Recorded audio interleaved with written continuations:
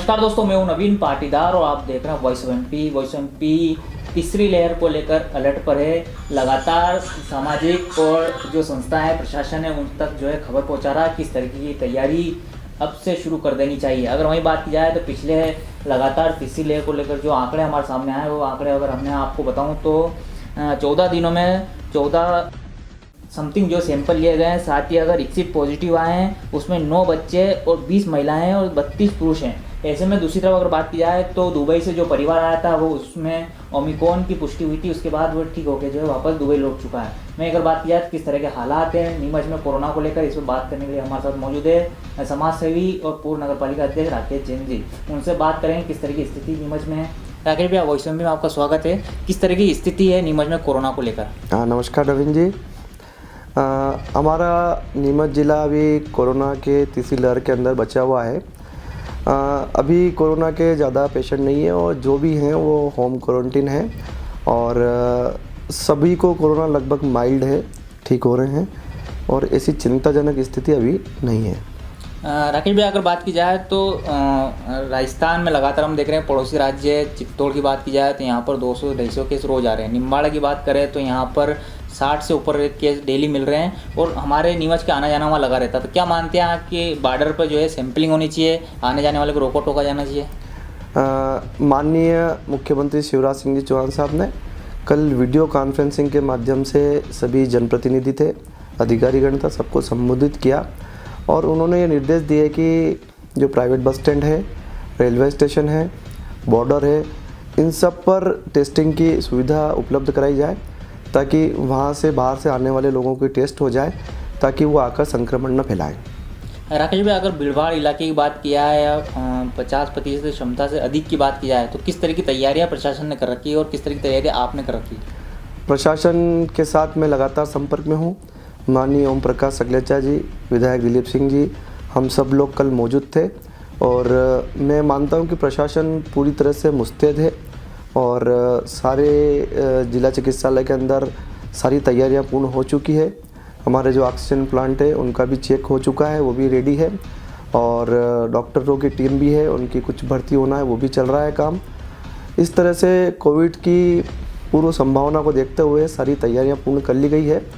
मैं समझता हूं कि दवाइयों का स्टॉक भी करीब 1 महीने का हमारे पास यहाँ पर जिला चिकित्सालय में मौजूद है और सिर्फ अब ये जनता में अवेयरनेस होना चाहिए, जागरूकता होना चाहिए कि मास्क का उपयोग हो, सैनिटाइज़र का उपयोग हो, 2 गज दूरी हो और भीड़भाड़ एरिया से बचे।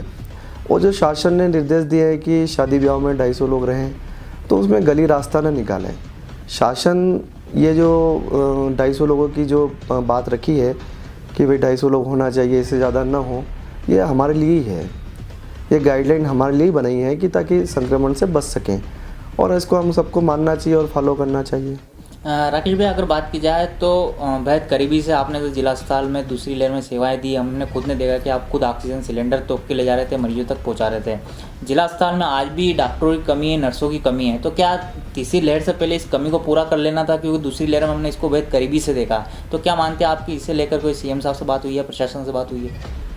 देखो, मानवता ही सबसे बड़ा धर्म है और कोविड काल में हम सब ने मिलकर काम किया तो कुछ परिणाम सुखद भी आए, लोगों की सेवा का अवसर मिला और मैं समझता हूँ कि जो अभी भर्ती वाली बात आपने कही है तो ये जिला चिकित्सालय में माननीय जिलाधीश महोदय इस प्रक्रिया को चालू कर दिया है और जो BMS डॉक्टर हैं उनकी नियुक्ति भी होने जा रही है ताकि कोविड की आकांक्षाओं का उसको देखते हुए और हमारे पास पर्याप्त डॉक्टर हो, नर्सिंग स्टाफ हो, ये सारी सुविधाएं लगभग तैयारी पूर्ण है। राकेश भाई, अगर बात की जाए तो अगर जिला अस्पताल की बात की जाए तो वहाँ पर क्या आप निरीक्षण पर गए, आपने देखा कि कितनी सुविधाएं हो चुकी है, कितनी सुविधा अभी बाकी है? क्योंकि तीसरी लहर तो पीक पर है, कोरोना के संक्रमण के आंकड़े बड़े तेज़ी से जो डबल हो रहे हैं, क्या देखा आपने?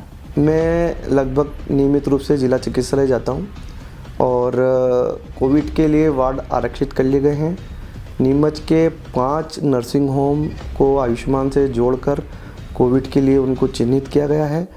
लगभग नीमच के अंदर अगर कोई पेशेंट एडमिट होते हैं तो हमारे पास ऑक्सीजन बेड भी पर्याप्त है और सिंपल बेड भी पर्याप्त है। राकेश भाई, वैक्सीनेशन की बात की जाए तो आप डेली लगे हुए हैं, हम देख रहे हैं कि आप फील्ड में मौजूद है और वैक्सीनेशन सेंटर पे आप लगातार वैक्सीन करवा रहे हैं, तो क्या मानते हैं कितनी वैक्सीन नीमच में हो चुकी है, कितने लोगों को लग चुकी है? हमारा नीमच ज़िला वैक्सीनेशन में अग्रणी है। ये मैं नीमच ज़िले की जनता को भी बधाई देता हूँ और उनकी जागरूकता को भी धन्यवाद देता हूँ कि हम पूरे मध्य प्रदेश के अंदर अच्छे स्थान पर हैं। लगभग 96% हमारे यहाँ वैक्सीनेशन हो चुका है और उसी का परिणाम है कि कहीं कहीं हम कोविड-19 से बचे हुए हैं। और जो तीसरी लहर है, सब दूर के आंकड़े आ रहे हैं, लेकिन हम नीमच में रोज़ 1000, 1200, 1500 टेस्टिंग हो रही है, लेकिन 1 या 2 प्रकरण कुल हमारे यहाँ कोविड के निकलते हैं। ये हमारी सफलता है। राकेश भाई, अगर बात की जाए तो लॉकडाउन को लेकर लोगों में ये संजय बना हुआ कि कभी लॉकडाउन ना लग जाए, तो क्या मानते हैं आप किस तरह की स्थिति हो सकती है आने वाले समय में? अब पूरे देश की जो स्थिति है वो सबके सामने है कि जब कोविड आया तो पूरे देश के अंदर लॉकडाउन लगा और लॉकडाउन लगने के बाद देश की अर्थव्यवस्था कहीं न कहीं गड़बड़ हुई और उस अर्थव्यवस्था को पटरी पर आने में समय लगा। जो हमारे रोज़ कमाने खाने वाले लोग हैं उनकी स्थिति बहुत ख़राब हो चुकी थी और अभी कोविड की जो थर्ड लहर चल रही है, मैं समझता हूँ कि इसमें कहीं लॉकडाउन की आवश्यकता नहीं है, क्योंकि देश की अर्थव्यवस्था चलाना भी बहुत ज़रूरी है और जो छोटे और रोज़ कमाने खाने वाले लोग हैं उनकी चिंता करना ज़रूरी है। और कई ऐसे व्यापार व्यवसाय हैं तो पिछले 1.5 साल से उन्होंने बहुत आर्थिक बोझ के तले दब गए हैं। तो इस तरह से अपने को स्वयं की सुरक्षा रखना है और बचने के जो उपाय हैं, जो प्रशासन बार बार हम सबको बताता है, गाइडलाइन हमारे सामने है, उसका फॉलो करते जाएंगे, निश्चित रूप से हम कोविड से बचेंगे। और मैं समझता हूँ कि अभी कोई लॉकडाउन जैसी कोई आवश्यकता नहीं है। स्कूलों को भी माननीय मुख्यमंत्री जी ने 31 जनवरी तक के लिए बंद किया है, 1 से 12वीं तक के लिए, ताकि जो हमारे छोटे बच्चे हों और अभी जो वैक्सीनेशन 15 से 18 का चल रहा है वो भी पूर्णता की ओर है। इस तरह से जो छोटे बच्चे हैं उनको अभी वैक्सीन नहीं आई है तो वो भी कोविड से बच सके, ये निर्णय अच्छा है। और बहुत सारी जगह जैसे 50% में टॉकीज वगैरह जितनी भी चीज़ें हैं जहाँ भीड़ भाड़ रहती है, तो ऐसे मुख्यमंत्री जी के जो निर्देश हैं और थोड़ा प्रशासन को कड़ाई से पालन कराना चाहिए। राकेश भाई, अगर बात की जाए तो आंकड़े जिस तेज़ी से बढ़ रहे हैं, अगर ये आंकड़े ऐसे बढ़ते रहे तो क्या आपको नहीं लगता है कि पाबंदियाँ और तेज़ी से बढ़ सकती है, सरकार इस ओर निर्णय ले सकती है?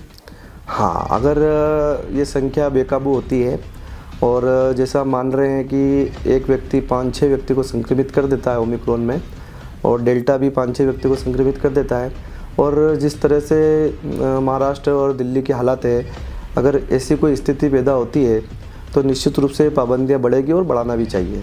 राकेश भाई, आखिरी और बड़ा सवाल ये है कि नीमच में अगर बात की जाए तो जो कोरोना टेस्ट किया जाता है, कोरोना टेस्ट के बाद जो रिपोर्ट आ रही है वो 18 दिन में आ रही है। जैसे बात की जाए दुबई से जो शादी में शामिल होने के लिए जो लोग आए थे, उनकी रिपोर्ट 18 दिन बाद पता चला कि वो जो ओमिक्रॉन उनके अंदर आया था, वो यहाँ से ठीक होकर चले गए। तो क्या नहीं मानते कि आपके प्रशासन की एक बड़ी कमी कि 18 दिन बाद पता चल रहा है, जबकि ये सब व्यवस्था यहीं होनी थी? मेरे को जितना जानकारी है कि RT-PCR की जो रिपोर्ट है वो लगभग 36 घंटे 24 घंटे में आ रही है और कुछ विलम्ब तो हो रहा है।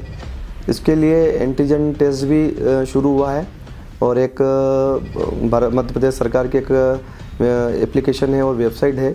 उस पोर्टल पर आप किट अगर लाते हैं और आप स्वयं टेस्ट करते हैं तो मेडिकल स्टोर वाला उसको या हॉस्पिटल वाला उसको उसमें अपलोड करेगा कि कोविड में आपका क्या रिपोर्ट आई है।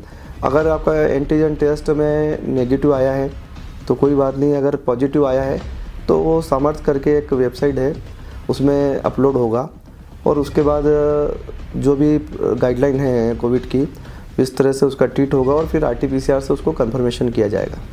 तो ये थे पूर्व नगर पालिका अध्यक्ष और समाज सेवी राकेश जैन पप्पू, जिन्होंने पहली और दूसरी लेयर में जमकर समाज सेवा की थी, साथ ही खुद ने जो है ऑक्सीजन सिलेंडर उठाकर जो मरीज है उस तक पहुंचाया था। वहीं अगर बात किया है तीसरी लेयर को लेकर हमने उनसे बात की तो उन्होंने कई तरह की बातें रखी कि प्रशासन इस वक्त काम कर रहा है, खुद इस वक्त काम कर रहे हैं। वैक्सीनेशन को लेकर भी जो है नीमच जिला प्रथम पर है। ऐसे में बात की जाए तो तीसरी लेयर की जो आशंका जो जताई जा रही है कि लॉकडाउन और तमाम जो स्थितियाँ बन रही है, वैसी स्थितियाँ अगर इस तरह से अगर स्वास्थ्य सेवाएँ चालू रही तो नहीं बनेगी। वहीं अगर बात की जाए तो ये था अब तक अपडेट। इस तरह का अपडेट के लिए बने रहे हमारे साथ। जय हिंद, जय भारत।